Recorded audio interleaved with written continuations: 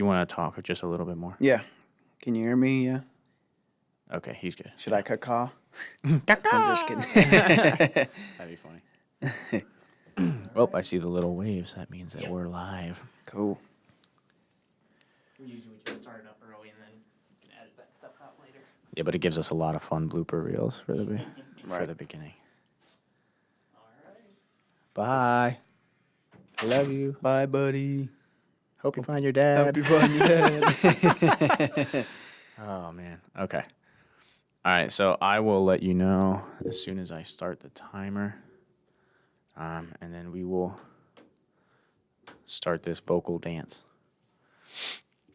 This is pissing me off. I should have done that beforehand. Okay. Your first name is Jan? Yeah, but it's pronounced Jan, like you're about to fall asleep. Gotcha. Because Yeah. I was like, I know how many people call you Jan. Yeah. Yeah, everyone. All the time. Yep. When I was starting up in nursing, my preceptor at Mercy actually thought that I was like gonna be like an old lady. Oh, and geez. when I walked in at like a 22-year-old dude, she was like, "Oh, are you Jan?" I was like, "Well, it's Jan." It's gotten to the point now where when I introduce myself to people, I literally say, "Hi, my name's Jan. Looks like Jan. Pronounced like you're about to fall asleep." Yep. And then, Yep. I mean, it sticks like Sure. boom every time. Sure. Well, and that's the truth. I mean, as soon as you said about to fall asleep, then I'm like, yep, Jan.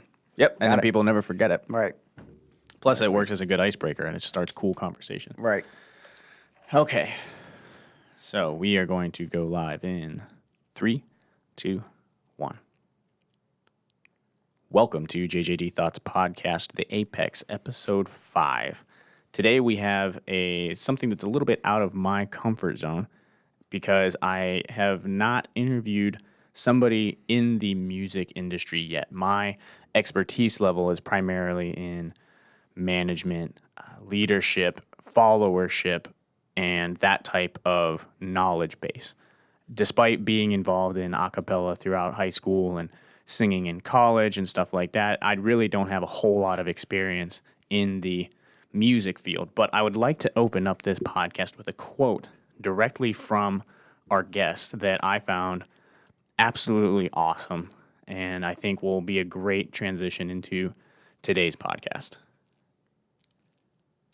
So, quote, "Music is incredible.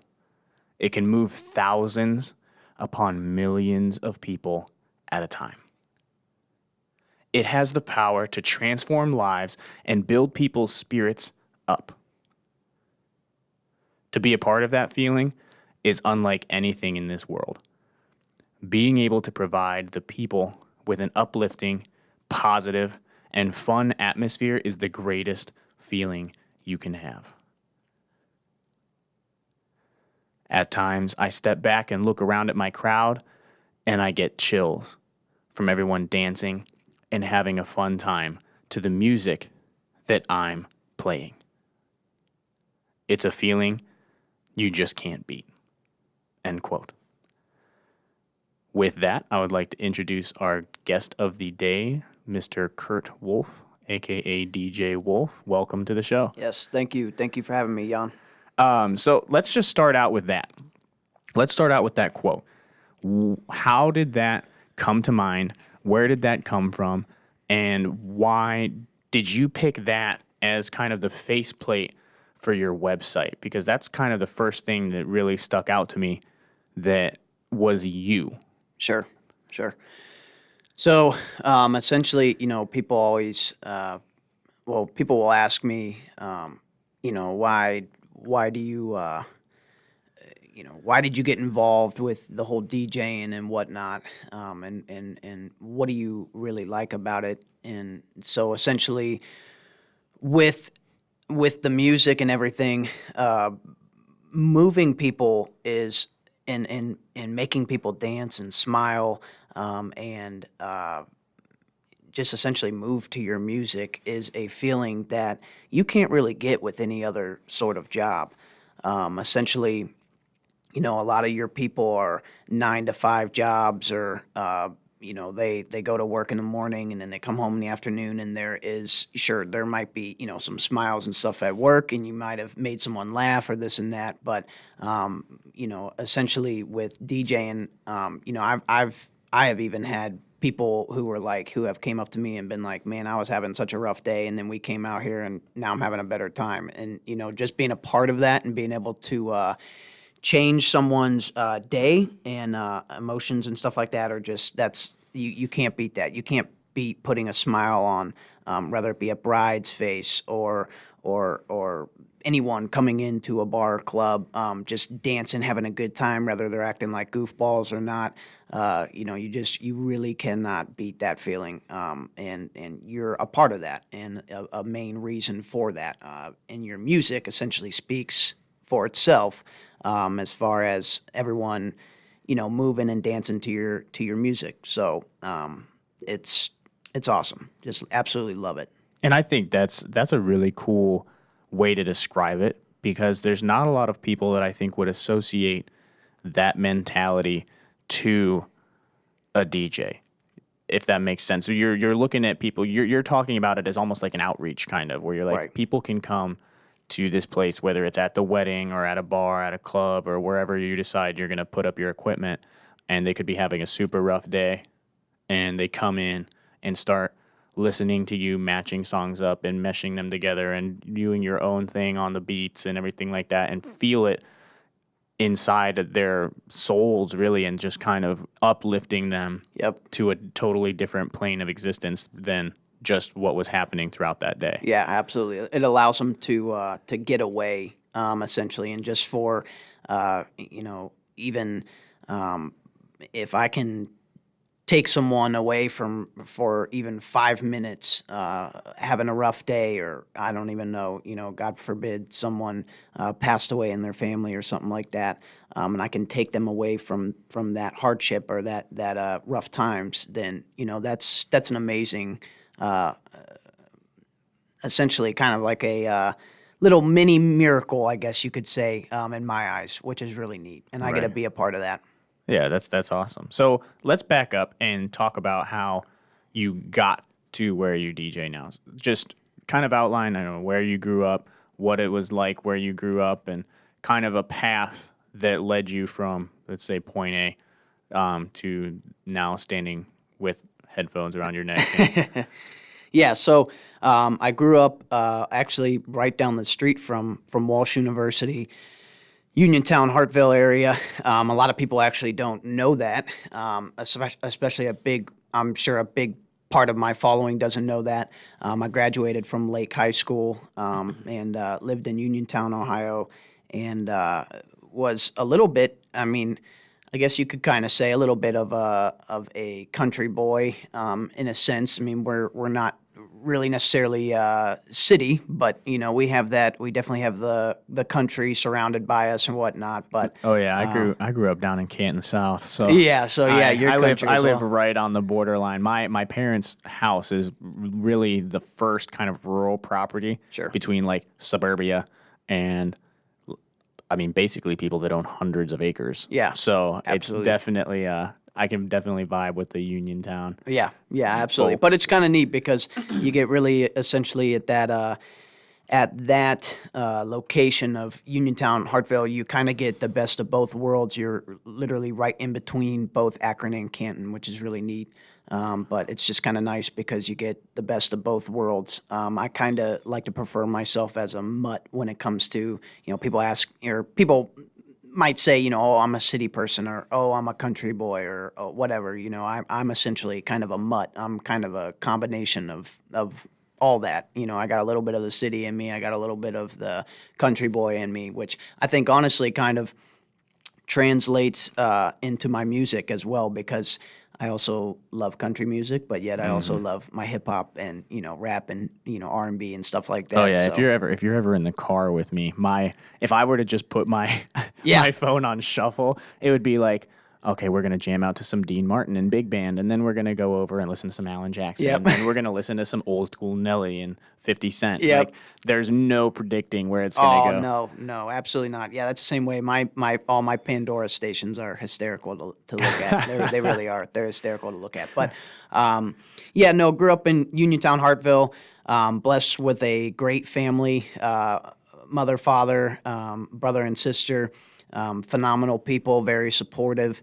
And then and you know they were nothing short of amazing. I mean, they both my mom and dad are very supportive people, very loving. Grew up in a Christian household. Played a lot of sports. I was also a very big athlete, which is again another thing that some people kind of forget. I actually went to Tiffin University, 2 hours west, and played soccer there first semester, but then transferred back home. But yeah, from Uniontown, Hartville, and just looking to make a name for myself. Right. Man, I feel like moving from when people associate like going to college and stuff, and I guess this is kind of the same feeling that I had when I moved from Canton South up to Walsh, where I was like, oh, Walsh is huge compared to, I graduated with like, I think 118 kids, something like that, which Lake is massive Yeah, compared to it's much Canton bigger. South. Yeah, sure. But I moved up here and I was like, oh my gosh, 3,000 students? That's crazy. Yeah, yeah. And then, I mean, you going to Tiffin is probably around that same vibe, but then I know people that like went to Kent State or go to Ohio State, go to like WVU or some of these bigger schools, and they're like, yeah, we've got 20,000 plus people. And I'm like, holy crap. Right, right. Yeah, no, when like you said, Lake's a pretty big school. It's a little bit smaller of a school in the Federal League compared to, your Jackson or your Perry or your Glen Oak or whatnot. But, it's a decent sized school. But, actually, the funny thing you say about that is actually Tiffin is really not that big of a school. It's bigger than Lake High School, but Right. it's really not that big of a college. So going there, I kind of essentially the reason why I transferred out was because I really didn't feel like I was at college, and I wanted to feel like I was at college. So I Right. transferred over to the University of Akron, Gotcha. and went there for 3 years, I believe. So what'd you end up getting out of Akron with? So yeah, so that's the funny part. So ended up going to college, and I don't know necessarily. I don't know if I would necessarily say that I regret it, but I sort of regret it. Right. It's not that it wasn't a great university or that I didn't have the time of my life. It was awesome, great university. University of Akron's awesome. I know sometimes people can give it crap sometimes, but it's an awesome university. It really is. And but I didn't end up finishing out because I started this company, because I started this DJing company. So I didn't actually even end up finishing out. And at first my father was kind of a bit hesitant about it, and was like, are you really sure you want to do this? And I said, and I looked at him straight in the face, and I was like, Dad, I promise you, put trust in me. Like I promise you, I got this. This is I'll be able to take this thing really far. You watch. And I said, you give me about 2 or 3 years, and I said I'll be making more money than you make a year at Cisco Food Service. And he said, all right, well, he said, I'm going to be supportive of whatever you do, but I hope you're right, and I hope this works out. And it was just kind of funny because hopefully, yeah, right now I'm on track definitely for beating him out for salary wise for the year. So and he's That's been working solid. there for over 25 years. So Right. it's now it's just all about the hustle. But essentially, yes, it did. I didn't essentially get anything out of the University of Akron. I wish I would have gotten my degree, but I still got about a year and a half left if I wanted to finish out. But to tell you the truth, I kind of make a lot more money right now than if I were to get my degree. Right. So So- I'm like, I'm not going to do that. What led up to that transition point to starting at the university, or maybe not even necessarily starting, but what can you look back at your career progression and kind of pinpoint a day where you were like, I'm going to start this LLC? Yeah, actually, I can, and that's it's actually really wild. So you and I were actually talking about jerseys earlier as we were walking up here, and so it was Hall of Fame weekend of I want to say like around 2013 or so, 2014. and it was Hall of Fame weekend, and I was playing out at Jersey's patio, or on Jersey's patio, and having a long shift there. I think it was like an 8-hour show or something like that, and I was sitting there and I was playing music or whatnot, but for whatever reason, I started thinking to myself, like, man, like why not do this on your own? Like, what is stopping you from doing this on your own? And because at the time I was working for a DJing company, so let's kind of retrace there. But at the time I was working for a DJing company based out of Canton, and then that kind of spiraled into eventually me going out on my own and starting my own company. But I would say at that time, I don't know what it was about that day or being out on that patio or whatever, but I looked out at the crowd and I just was thinking to myself, like, I know I could do this. I could do this for a living. I just was blessed to be able to be good at it, and to be trained well. And so I thought to myself, well, you know what? Heck, man, I'm gonna go and do this. I'm gonna do this, and I'm gonna rock it out. And I'm the type of person. Was the same thing with me in sports. I always was a leader out on the whether I was playing soccer, basketball, baseball, football, it didn't matter.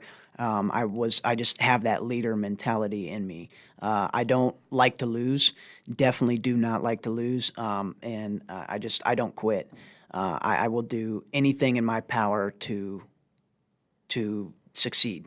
Right. And that's just who I am. I mean, I don't care what it is. I mean, that's just now, obviously, with playing sports, like if I went and played a game of basketball and I lost a game of basketball, I'm not going to, I don't really necessarily care. But when it comes to me and my personal self and succeeding, I mean, I really, really push myself. And that right there is where I think there's an important like dichotomy, right? Because people can be so focused on winning that they can't lose that basketball game without freaking out. Right. Or they can't accept a loss where it may not actually be a loss. It may be a lesson that you were supposed to learn and you need to keep moving forward. It's just kind of reframing that mindset of what a loss actually is, but not accepting less than what you're capable of.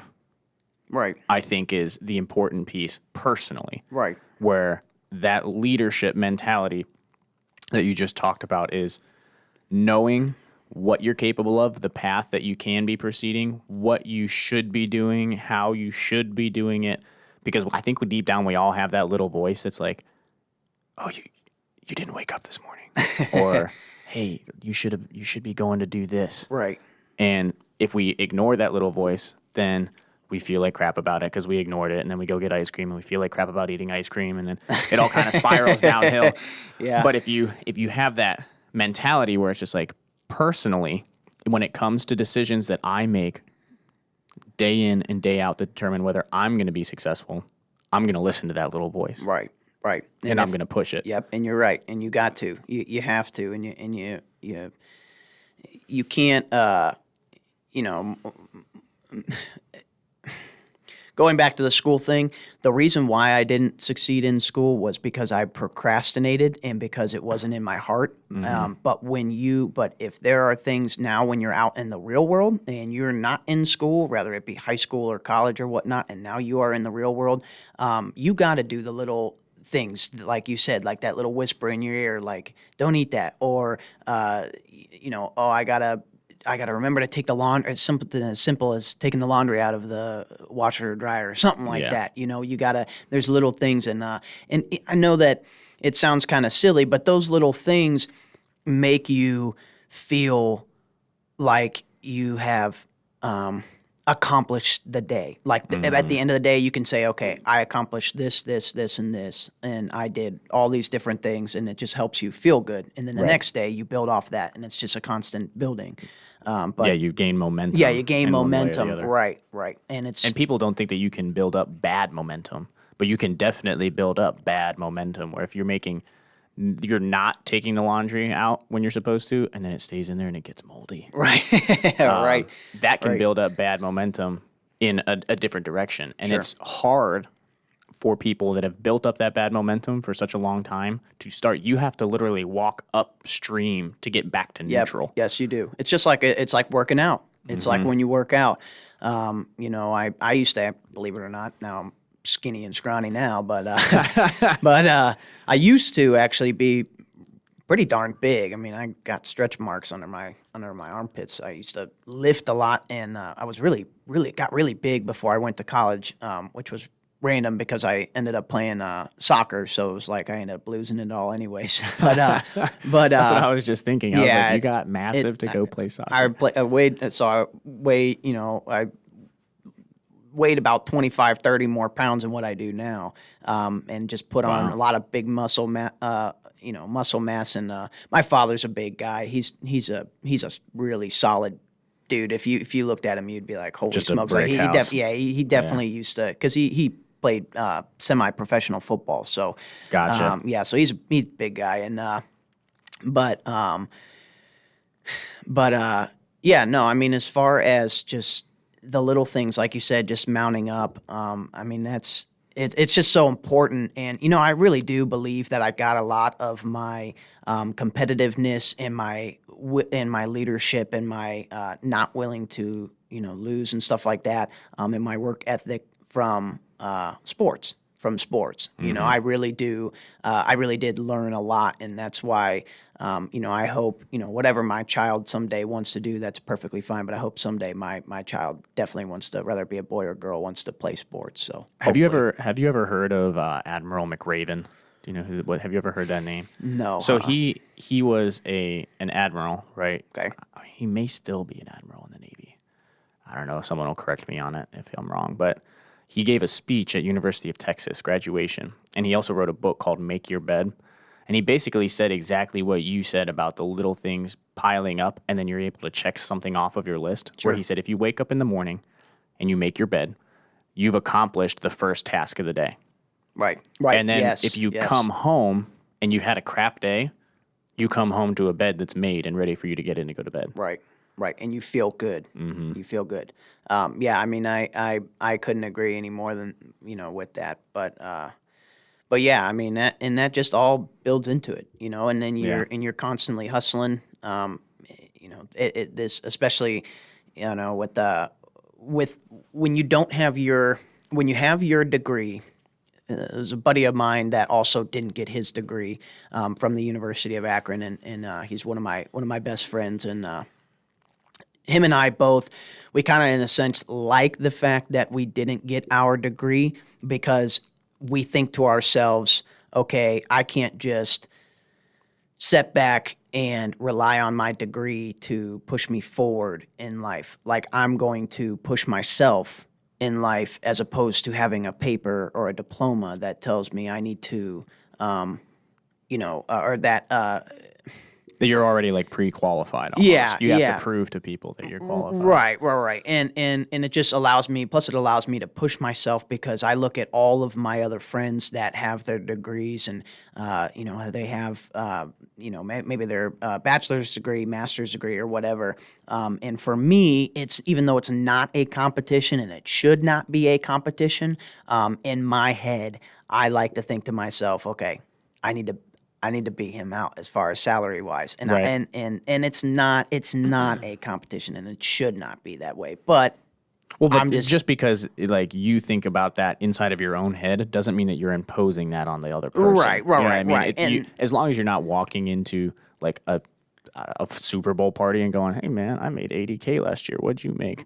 right, You know what I mean? right, yeah, Then you don't you're want to be good. that guy, right? Yeah. You don't want to be Nobody that guy. likes that guy. Right? No one likes that guy. But yeah, no, I mean, but that's the thing, is we just, him and I both, we like to push each other, because we both don't have our degrees, and he's an entrepreneur and I'm an entrepreneur. And so it's just kind of neat that we went out and started our own companies, and now succeeding. So That's a cool mentality that I think that people with degrees sometimes fall into the trap of saying, "Oh, I have this bachelor's degree now. Cool, I'm good. right. I'm done." I actually said that in the speech where I kind of talked about. For those that are just tuning into this episode, I gave the senior address at Walsh University graduation ceremonies 2018. And in that speech, one of the things that I said was, imagine if like this day and this degree were the absolute peak of your life. Right. Are you just going to take this degree, hang it up on a wall, point at it, be like, hey, I did that, and then that's it? Or are you going to apply or are it to you going to something? apply it and move forward? Are you going to pursue that master's? Are you Yep. going to like push yourself in the job field to be the best possible bachelor's degree, whatever it's in, Right. in your job field? That should be your mentality. Is just, it's not going to hang up on a wall. Yes, you can be proud of it, but if all it does is look pretty, Right. then it's you, not. you spent $100,000 $1,000 for a yep. fancy piece of paper when you could have gone to like a picture shop and got a cool picture for $50 and it would have looked better in your living room. Yeah, absolutely, and I agree. And I mean, think about all the thousands, millions of people who have their degrees and they don't even do the job that they went to college for. Right. I mean, think about that and how ridiculous that is. And to tell you the truth, man, I really never had. I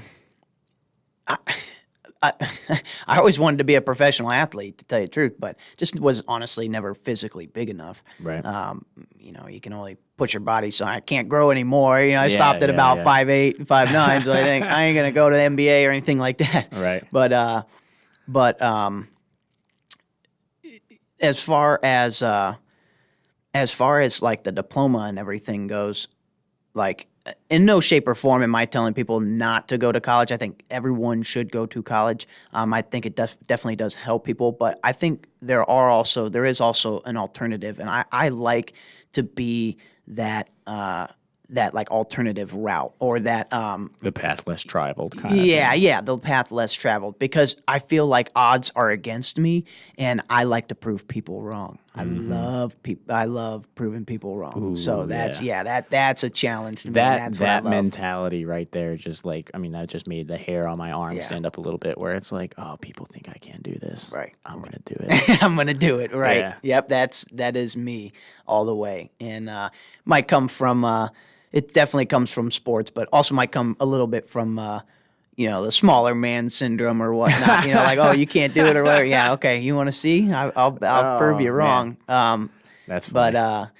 But yeah, no. I think a diploma is definitely a great route to go with, but And I mean, whether it's, I don't think it's necessarily the diploma. Like what you said, that college is good for everybody, and I think that just any avenue that causes you to gain more knowledge is good for everybody. Whether it's college, if it's like going to RG Drag and getting a welding certification. For those of you that don't know, RG Drag is like a technical school in our area, or getting your certification for electricity, being an electrician and being a plumber. Anything that takes your knowledge basis to the next level, whether it's academia or it's a trade, is good. right. The pursuit of knowledge is a good thing. You should have an open mind, be willing to listen to things. I mean, I'm a nurse and in the military by trade, and here I am Doing a podcast, recording a absolutely, podcast. You just have to be open to the idea that, hey, maybe I'm going to try this out. Cool. If I try it out and it fails, nah. Yep. All right, but at least I had a blast. Interviewing people, sitting down, having a good time. Yep. Or if you're having the DJ thing, like if I did it, okay, I might have failed the first time, Yeah. but you kind of rebuild that back up. But if you had to point to, so you made that transition, right? Right. You decided, hey, I was going to leave college.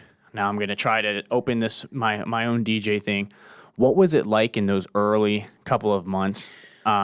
And are there points where you're like, oh crap, I made the wrong decision? Kind of like that buyer's remorse kind of syndrome. Yeah, there has been a few where I was like, man, is this the right decision or not? But to kind of retrace, so transitioning, kind of the whole little short background story. So again, I worked for a DJing company for 2 or 3 years, and then went out on my own. And when I went out on my own, I saved up a couple $1,000s, but I went out, purchased a brand new SUV, and then had to purchase all equipment and everything like that. And I was like, oh my gosh, like I went from having no bills to now paying like $1,000 a month for bills. And to me at the time, going out on your own, you're like, holy crap, like this Right. is nuts. But when it started going, and I again, I push myself, and I will not see myself lose. And I'm the type of person, when I really essentially, once I became an adult, I like to be more money. I wasn't reliant on my parents as much. I mean, sure, they helped me out definitely with multiple different things and this and that, but I wasn't someone who was like, okay, I'm just going to rely on my parents for this week for money or whatever. Like, no, like I wanted to go out, make my own money because I have that kind of pride. Like you don't, you have your own pride to make your own income. And so, the money started coming in, and it worked out. It was working out or whatnot. I had a few times where I was like, man, I don't know if this is really necessarily what I want to do. But it was just me for all of last year, for 2017, and then this past year I started bringing on guys. I have now 4 or 5 guys that work for me. Actually, getting ready to hire a 5th guy, and for me, it was just that like willingness to not want to lose. And I had a lot of bookings that people were booking weddings for me. So when I went out on my own, I had about probably 20 or 30 weddings already booked that I kind of booked like while I was working for that company, and I knew that they were going to be coming up in 2017, so I knew that that money was going to be coming in, but it was still scary because until that money comes in and until it's in your face, then so now I have 110% confidence. I'm not never worried if I go out and spend a couple $1,000s, on equipment or whatever. It doesn't scare me now, but that's because we've gotten things up and rolling. But as opposed to, when I first started, man, that was yeah. freaky. I mean, that was scary. I mean, for a kid for a 22-year-old, 23-year-old, that just got done, with going to college, but not getting his degree, but going to college, spending that kind of money, Right. at one time is like, holy crap, man. Like that's a lot of money. But the transition was actually pretty smooth for the most part. The one thing is that I had a 1-year no compete clause, which is why people ask me all the time, why don't you play at Jerseys and in Belden or whatnot? And the reason being is because I had a 1-year no compete clause. But so I had to essentially start from the bottom. I had to go out, purchase my own equipment, which I purchased all different equipment than what the company that I used to work for, and bought all different equipment. I had to buy my own music, which was huge because at the time I had absolutely no music. I had to purchase essentially everything. Spent probably a little over. I mean, between the car and the equipment, probably a little over $30,000, like within the matter of like a couple months. And it's like, and at that time, you're like, Yeah. wow, this is a Whoa. big gamble. But you pay things off, you play it smart, you put them on like cards to where you can pay them off. You don't make too big of purchases right away with like just cash or just off of your debit card or whatever. Right.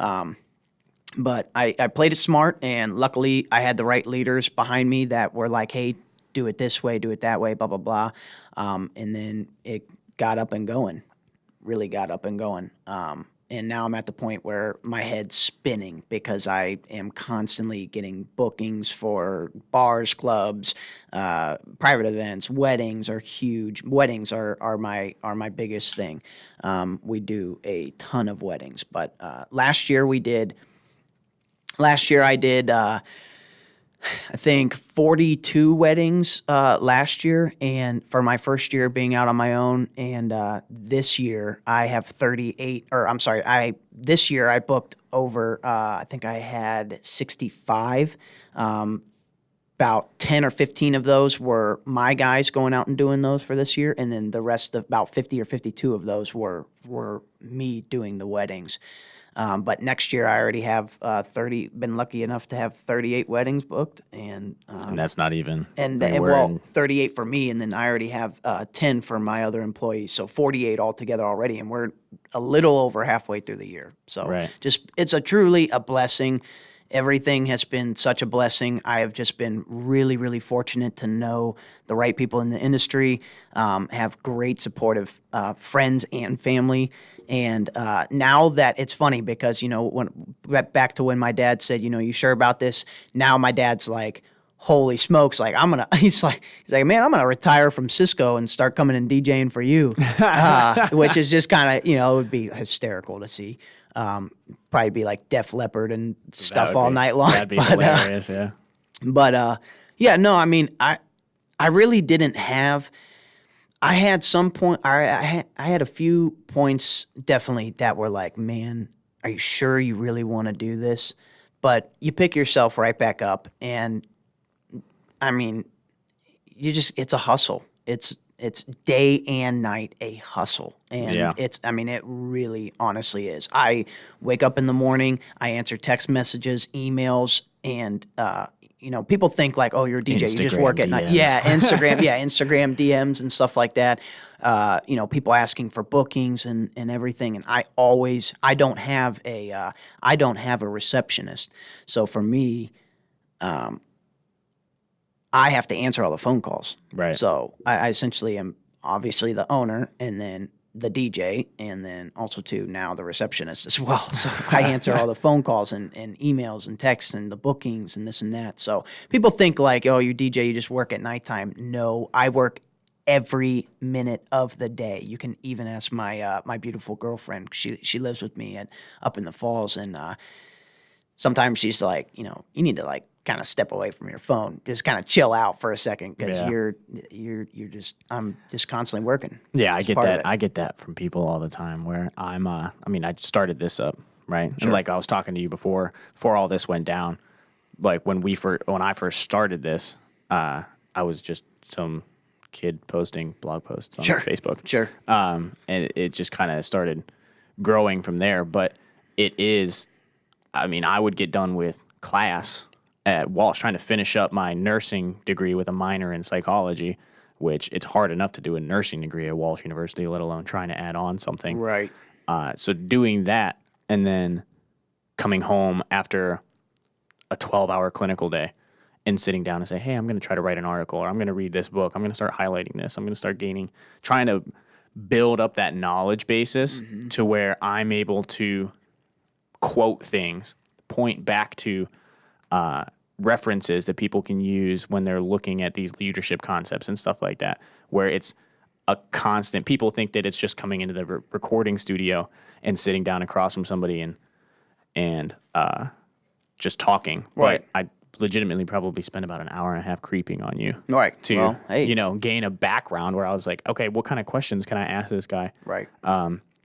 Because he has this enigma of like a successful DJing business that he started up, but that doesn't mean that I'm not gonna creep through your Instagram all the way to like the first picture that was ever posted. Creep. Find your quote, you know what I mean, off of your website and Right. stuff like that, and that takes time. Yeah, you have it to be does. able to do that after you get off of work or on the weekends. And my roommate all the time is like, man, you need to like take a break. You're gonna have a heart attack by the time you're like 35. Right. And I was like, but it's a passion, you know what I Yes. mean? And if you find something that you're passionate about, I don't know if it's the same thing for you, where I'm sure that some of the medial tasks feels like work, but when you're actually doing the DJing thing, I would almost wager 100% that it doesn't feel like It does you're not working. feel like working. Right. You're correct. 110% correct. As far as like the DJing aspect, whether it be weddings, you do. It is work. It's not as simple as just press and play and then picking your butt the rest of the night. Right. Like you are actually. I'm sure the you bride are would up and find that moving pretty around. gross. Yeah, she would probably get a bad review on Facebook or something. But yeah, no, weddings are definitely like, you don't feel like you're. It is crazy because I don't necessarily feel like I'm at work. I'm not going and sitting at a desk or, whatever in my cubicle and working like we talked about earlier, like a 9 to 5 typical job. So it doesn't necessarily feel like work, but it is a job when it comes to definitely for the weddings. Few private events here and there that you really kind of got to work for a lot more. Bars and clubs for the most part are pretty easy. It's essentially just showing up with equipment, and putting on a good show for whoever's there. But back to even like when we were talking about like just doing laundry or whatever and a task or accomplishing your small little tasks, that also builds into the momentum of even DJing. Like if if I just sit around all day and don't do anything, then I'm going to usually have a crappy show that night because haven't been doing anything, and like I feel like I got to have my mind. I always have to be doing something. And that's just the way that I am. I'm not just, sitting at home. I have a lot of buddies, love playing video games. Nothing against video games. I love video games. But do I have time to play them? Absolutely not. I have, yeah. Absolutely I just not. bought my first video game in 8 years. And it Wow. was the latest God of War game that came Okay. out because I played the original one way back in the day Sure. when it first came out. And I was like, oh, this is kind of a little bit nostalgic for me. Like, I'll get it. And then I stole my brother's PS4 to play it because I refused to buy a game system because I was like, I'm going to play this game. I'm going to finish the campaign. I'm going to give it to my brother for half of what I bought it for and then give him his PS4 back. And I haven't played a single game since. But for that, like, I don't know, 30 plus hours of gameplay, I was pretty like drooling on myself almost. Yeah, and you do, and then you get caught up, and then you're like, oh shoot, it's already 4 or 5 o'clock in the afternoon. Yeah. Like I haven't accomplished anything. But no, I have to constantly be moving or doing something. I'm telling you, like for example, yesterday I was on the phone with 5 new brides, I think I booked 2 or 3 already of them. I think they already fully committed, but I was on the phone with all 5. Well, when I get on the phone with the bride and groom, I'm not your call in to me and I just give you my pricing and then just leave you out to dry. And then you have a ton of questions. I like to actually talk to a bride and groom, or usually oftentimes it's a bride, because let's be honest, fellas, we don't really we don't do much of the planning for the wedding day. But Right. Yeah. but Happy wife, happy life. Right. So, but for the brides, when they give me a call, when they're looking for, availability and this and that, I like to be on the phone with them for around 20 to 30 minutes. And I kind of, obviously I'm a talker. You guys can tell that right now, but I talk their ear off a little bit just because I want them to know exactly what kind of service they're getting for their wedding day. And, when you're spending well over $1,000 plus for someone to come in and do your wedding, I would like to know what the heck I'm getting, as far as if I Right. was spending that much money on a service for my wedding day, I want to know exactly what I'm getting. So I like to explain that to all of them and kind of give them the whole rundown of what they get with my service and whatnot. But yeah, I mean, so having 5 calls all at about 20 minutes to a half hour all throughout the day, plus also going and running and errands and everything. It's great because I don't go to a 9 to 5 job. So during the day, if I have to, I can go to the grocery store or whatever, do the little knick-knack stuff, which is really nice. But You're also probably like sometimes I know I'll get calls from people and I'll be walking around Giant Eagle getting groceries. yes. And I'm talking to people while I'm shopping. Yeah. Yeah, I'll get that. I got a text message on my way here, hey, how can I make payments and this and that on our balance. And you'll get stuff like that. But I usually like to try and plan out my, hey, Yeah. can I give you a call at, 1 p.m. or whatever, and then I'll kind of have to then adjust my schedule for the rest of the day around like the phone calls, which some people might think it'd be annoying, but it's really not too bad as long as you don't overload too many phone calls in one day. Then you feel like you're a robot. And Yeah, you're you're just on saying the same phone. things every Yeah, single and yeah. that's actually a principle that we kind of use in nursing. It's just called task grouping, where if you're gonna go into a patient's room, do as many things together as possible. First off, so that you're not annoying the patient by coming in and out of the room 400 times, but also because of efficiency. If you get all that stuff done, it frees you up for another patient or to help another nurse. Sure. And actually, Tim Ferriss talks about it where he's like, I only record on Mondays and Fridays, or I pick 2 days out of the week, and those are my recording days. And I dedicate the entire day to recording content, coming up with new content, writing stuff. And it puts me in a mindset and a place where I'm able to do that. And then the rest of the week, I set out blocks of time that this is for management stuff. Sure. This is for accounting stuff. This is for this. And it allows you to get into that.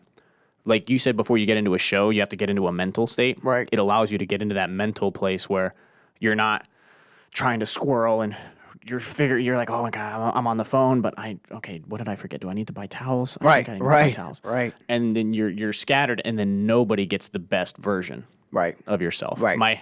So I don't really cuss on this podcast too much, but for the sake of the quote, I'm gonna throw out a word. Sure. But my grandpa always used to say, like, you never half-ass two things, you whole-ass one thing. Sure. And I think a lot of people think that you can't divide and conquer and dedicate 100% focus to each one of those things, but you can if I'm going to dedicate 100% of time to this right now. Half an hour from now, I'm going to dedicate 100% of my effort to this. Right. Instead of taking an hour and trying to do both simultaneously. Right. You're probably going to get more done if you say, okay, I'm just going to split that hour in half an hour for this, half an hour for that. Full focus. Full focus. Yep, absolutely. And that's you have to be. I mean, you got to be. And that's I would without a doubt say that's how I roll with my life. Like when I'm focused on one thing, like I'm here now, like I'm focused on this. Like I don't like nothing else really necessarily is going through my mind as far as like the whole, bookings or DJing or whatever. I'll answer phone calls and whatnot later once my phone's off airplane mode. Right. But yeah, no, you're right. I mean, and you definitely should, because I'm the type of person to where rather it be anything, coming in, doing your wedding, doing a bar, club, or whatever, I'm always going to give you 110% effort. That's just who I am. Right. I'm always going to give you 110% effort. But yeah, you need to stay focused on just one thing at a time if you can, and not try and do, like you said, like half but everything else, half but two things, as opposed to focus on one thing, get that done.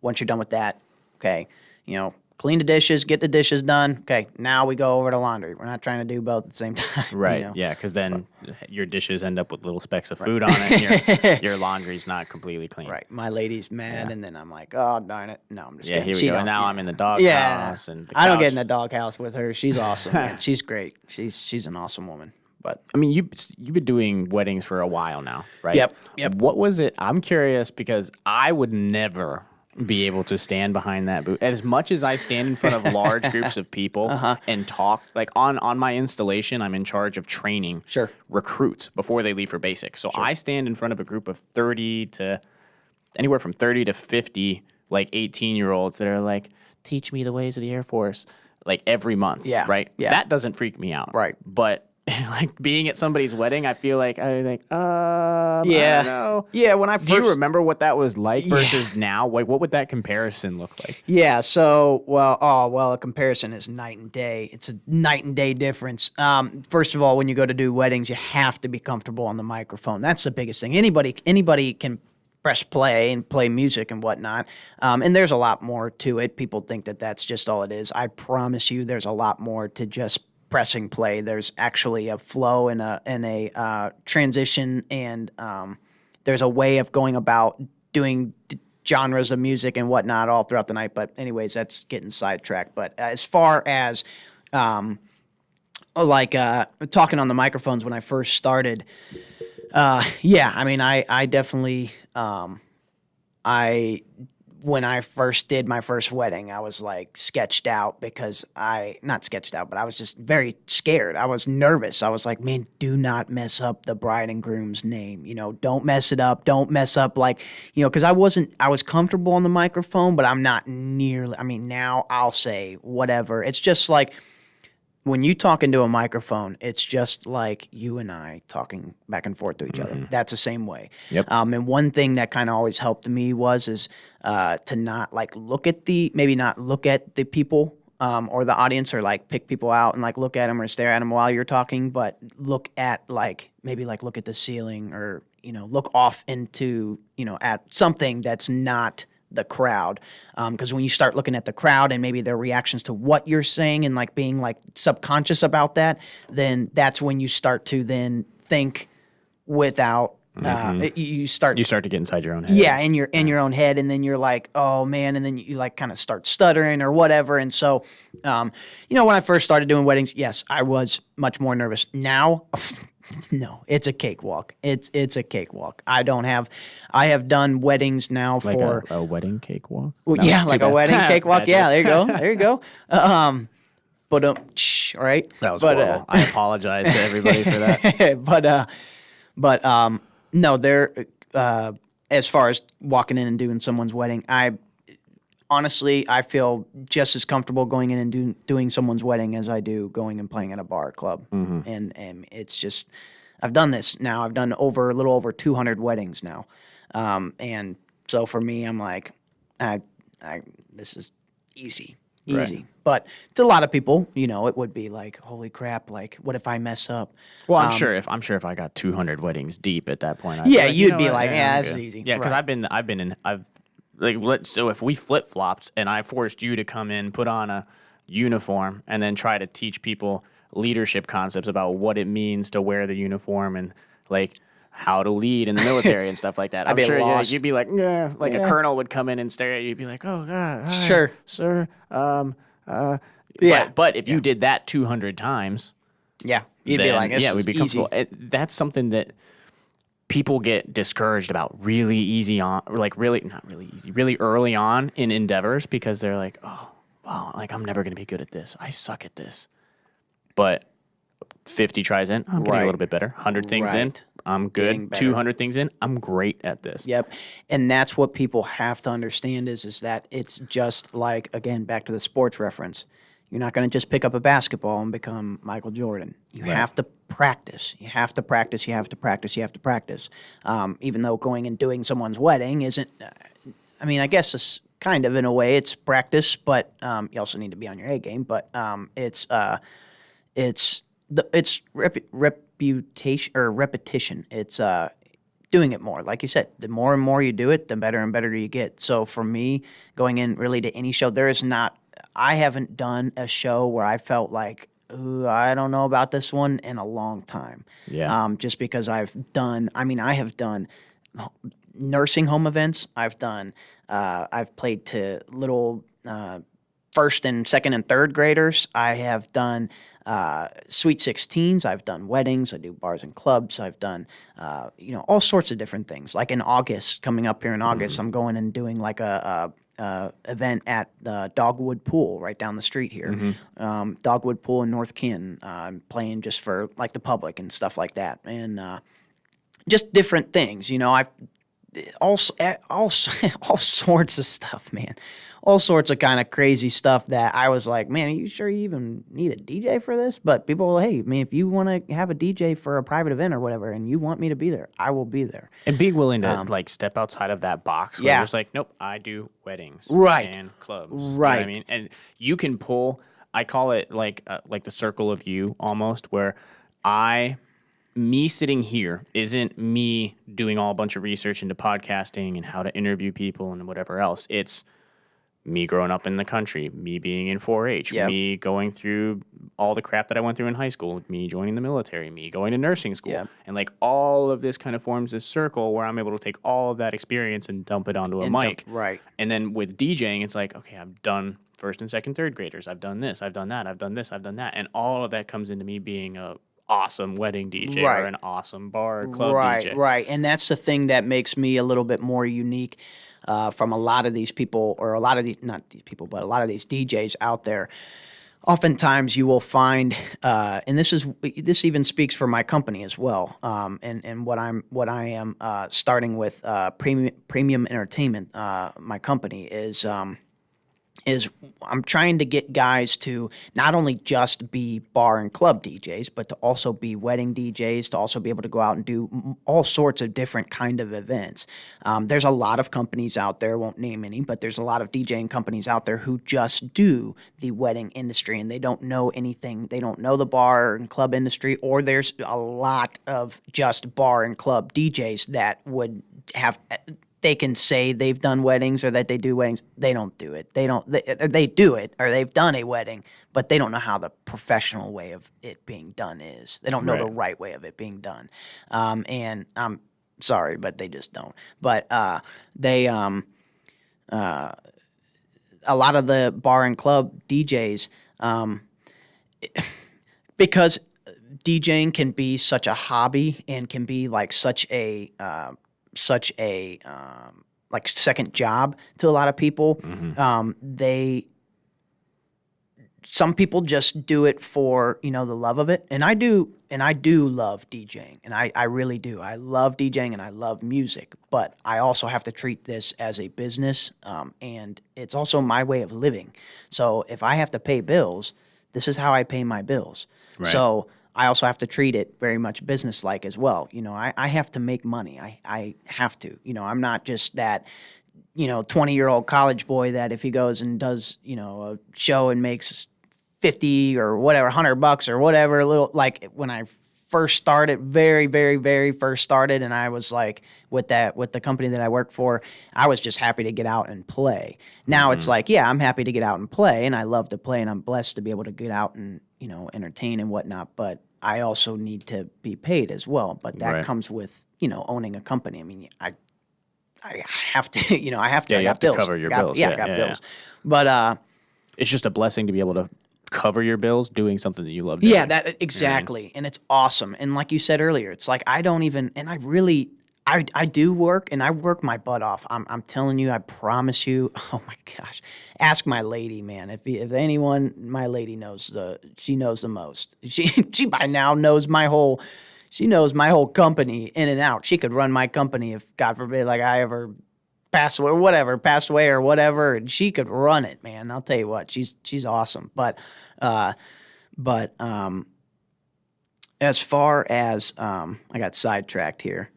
As far as the like business and treating it like a business, like you have to be able to do that because I have, like we said, I have bills and I have stuff. Like I've had people in the past.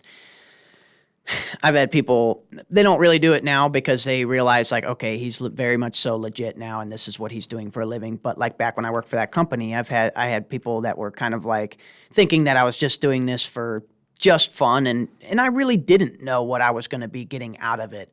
I didn't know that I was going to be a DJ when I first started. Like I didn't know I was going to be doing this for a living. But they were thinking that like, hey, can we come in and or can you come and play for us for like essentially free? And it's like at that time, like maybe like I could have done like something like a house party or something like that. Right, friends are having a house party or whatever. Yeah, sure. But now it's like, no, man, like I gotta make a living. Like you gotta pay me. Right. But yeah, I mean it truly has been a blessing this whole year. Everything has been such a blessing, and I'm so thankful for meeting the thousands of people that I've met.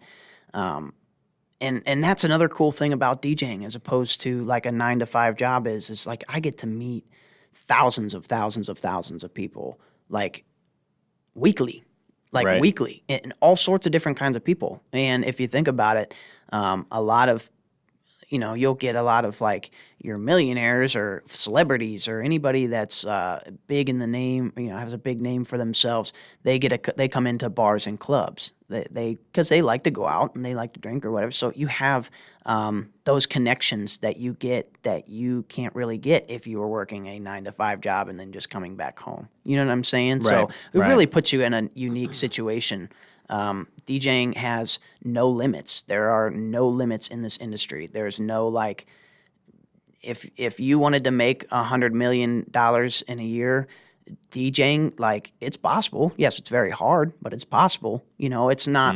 You know, I'm not like there's no roof. There's no roof with this, and that's what is really neat about it. Because I'm like someone who wants to be at the top, the very top of everything, and I'm not even remotely close. But you know, I can at least in my head strive for to that. Yeah, right. aspire And for that. that's the difference. That's the difference maker. Like that key factor right there, I think is the difference maker between a lot of whether it's working out, dieting, starting a podcast, Right. being a DJ, being a nurse, using that degree, whatever. If you can condition your mind to strive to that, be that, oh, well, people, only 1% of people make this much in this field. If you can at least strive to want to be one of those 1%, you might land in the top 10%.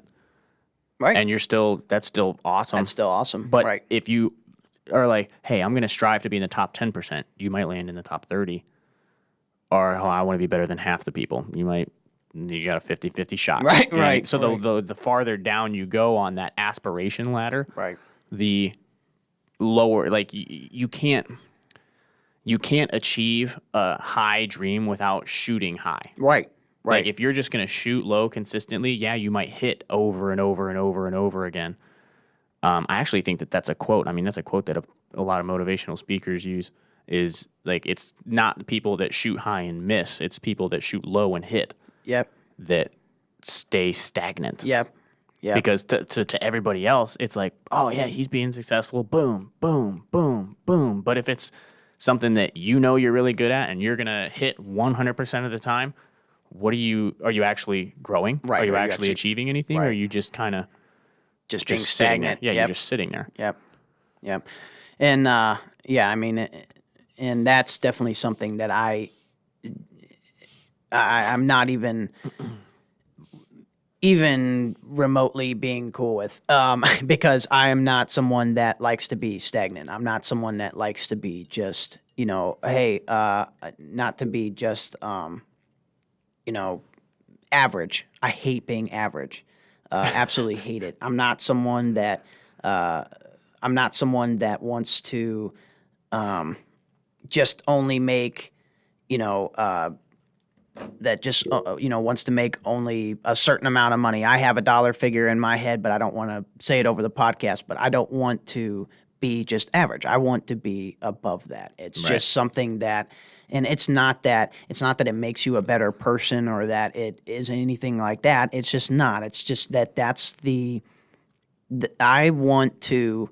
The reason why I hustle so hard, and this is the honest to God truth. The reason why I hustle so hard is because, well, a couple of reasons, but the main one is because whenever I go to have a family, my beautiful lady now that I'm with, will be someday my wife without a doubt, and I love her to death, and she's an amazing person, and the people that are close with me and her, everyone that knows her knows that she's an amazing person. But I hustle because I want to be able to support not only her, but to be able to support our children someday, and that's a big thing. And so for me, to start that young, and to start my Roth, and to start my 401k, and to start having a life savings plan, and to have all this different stuff, that's a really big deal to me because I want my children to live comfortably. I don't want us to ever have to worry about money or anything like that. And even though we don't have children and we don't plan to have children for quite, you know, a while or whatever. right. Yeah, for a while. I mean, I'm 25. I'm still young. I hustle because I'm trying to plan for that, for our future, whether it be buying our house, you know, having to be the minivan dad. No, anything. And that's what but that's why I hustle now, because I'm young and I have the energy to do it. So why Right. not do it? Why So, not go out there? Why Yeah, not give it a and shot. Yeah. Why not go and do 50 weddings in a year? Most, Yeah. you know, people, excuse me, you know, these DJs in their 40s and 50s that are still doing it, that still do, you know, weddings and whatnot. They don't do 50 weddings in a year just because they don't probably have the time, they don't have the energy, but I have that energy. So I'm going to do it now and knock out as many as I possibly can and do a great job and go out and book as many shows as I possibly can, because later on in life I know that I won't have the energy to do it. And I'm not saying that when I turn 40 or 50 I want to still be DJing, because that's not the case at all. Right. That's not the case at all. By then I'll have this company up and running and then hopefully own a couple other companies. That's definitely what the goal is. But yeah, I mean it's DJ Wolf in a nutshell. yeah, that's kind of me in a nutshell. That's right. Yeah, I just, man, I just don't like settling. Like I'm just constantly booking stuff, constantly everything. My alarm just went off on my phone. I don't know if y'all could hear that, but my alarm just went off on my phone because there was setting a reminder to call someone, and I have to meet with someone here in a little bit. But it's just things like that, man, that you're just like, it's crazy because it's crazy that I have to set like 5-6 alarms every day, and I have to label my alarms like to let me know, like, hey, you got to do this, you got to get this done, you got to do this, you got to do this, like it's just nuts. It really is insane. I keep telling Veronica, I keep telling her, I really need to hire a receptionist. I really need someone to just answer all my emails and phone calls and stuff. That would be really nice. But. Right. So to kind of, I mean, I think that was, I mean, that little monologue kind of right there is just, like I said, DJ Wolf in a nutshell. Yeah. Right. But at the end of every podcast, I like to give the guest just open floor. Not that you haven't had open floor this entire time, but if there was something, whether it's giving advice to a younger version of you, or it's somebody trying to get into your field, or somebody starting out, maybe is struggling because their parents are like, why are you dropping out of school? Or why are you doing this? Right. Questioning their decisions and stuff like that. Just as a closing kind of thing, what advice would you offer my listeners? If essentially you want to be like successful, is that what you're saying essentially? Pretty much, Yeah, pretty much. From your perspective, right? Yeah. I mean, and don't get me wrong, for all the people that are listening or that do listen to this, I am doing well for myself. I still have a lot more in my life to accomplish and a lot more goals to achieve. But I will say I'm doing pretty darn good right now, and I'm going at a good pace, and things are going really well. But that could also go very south very quickly. But my advice to younger people, yes, you can, and it's so cliche, but it's the honest to God truth. Yes, you can know the right people, and that does help, and this and that. But I'll tell you what, I also know a lot of the right people, but those people also won't also put you in the positions that you need to be put in order to succeed, or maybe they have no connection with what you want to do for your life. So my biggest thing to people is don't stop. Like, don't stop.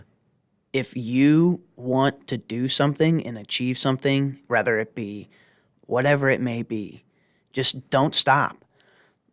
One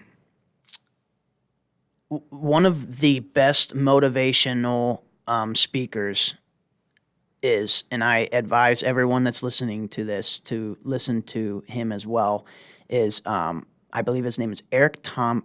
Mm-hmm. Eric Thomas or Thompson? Yeah, Eric Thomas. Thomas. Yep. Yeah. For when I went out on my own and opened up this company for about, seriously, and this is not just me saying this and it didn't happen. Like, no, I really did this for about like 2 or 3 months straight. I watched Eric Thomas videos, and I would watch them over and over and over and over again. And he's got a lot of really, really, really good things to say, and he's very motivational. And if it takes even maybe waking up in the morning and watching a motivational speech just to maybe kind of get your mindset on how am I going to succeed today? What do I need to do today to succeed and to better myself? then do it. Then take the couple minutes out of your day and in the morning when you wake up in bed, instead of getting on your phone and checking social media, watch those videos and motivate yourself for the day and push yourself. And don't stop. Don't stop. People get caught up in video games. They get caught up in sitting around watching TV. They get caught up in whatever, and that's fine. And I'm not telling people to not relax. You should relax for your own mind, but relax once you've gotten your stuff done. Do your job. Do your household chores or whatever you got to do every single day. Your homework, whatever you got to do.